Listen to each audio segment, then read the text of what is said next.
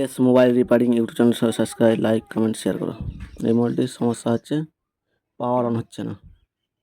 প্রথমে সেটটা খুলে নেবো, যে সিম ট্রেটা বের করছি। দেখুন এই সিম ট্রেটা বের করে নিলাম। এবার ব্যাক প্যানেলটাকে খুলে নেব। এই যে ব্যাক প্যানেলটা খুলছি, চারিদিকে ঘুরিয়ে ঘুরিয়ে খুলে নেব। এই যে খোলা যাচ্ছে না। এবার ওপেনার দিয়ে অন করে দেবো। এই যে ওপেনার দিয়ে খুলে নিলাম। এই যে খোলা হয়ে গেছে। এবার নাটগুলো খুলে নেব মেন বোর্ডের। যে মেন বোর্ডটা খুলছি, যে কটা নাট আছে সব কটা নাট খুলে নেব মেন বোর্ডের। প্রথমে দিক দেখো এই অন হচ্ছে না, এই সেটা দেখো পাওয়ার বাটন চাচ্ছি, অন হচ্ছে না। নাটগুলো খুলছি, দেখুন এই যে নাটগুলো চারদিকে সব কটা নাট খুলে নেব। যে নাট খোলা হয়ে গেছে। এবার মেন বোর্ডের কাভারটা খুলে নেব। এই যে কাভারটা খুলে নিলাম।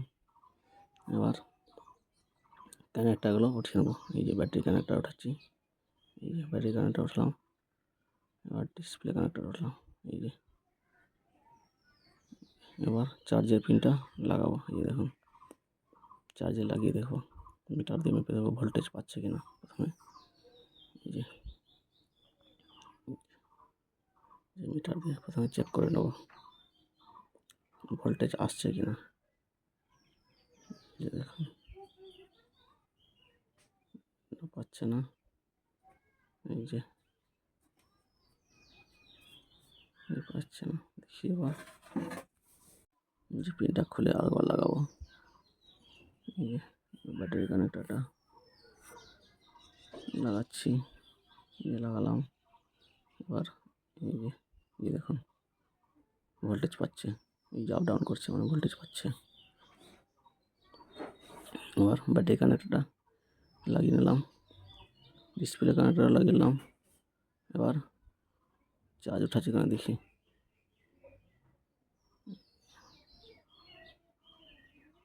দেখি যে দেখছি উঠাচ্ছে, এই যে চার্জ উঠাচ্ছে, তার মানে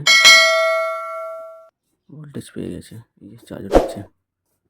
এই যে এবার পাওয়ার অন করবো টুজার দিয়ে করে দিলাম। এবার মেন বোর্ডের কাভারটা লাগিয়ে নেবো। এই যে কাভারটা লাগাচ্ছি, দেখুন নাটগুলো লাগিয়ে নেবো একে একে।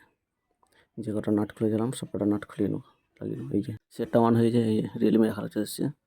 এবার সবটা নাট লাগিয়ে নেবো। যে দেখি যে নাট লাগাচ্ছি, এই যে চারিদিকে নাট লাগিয়ে নেবো। এই যে লাগাচ্ছি, যে লাগানো হয়ে গেছে।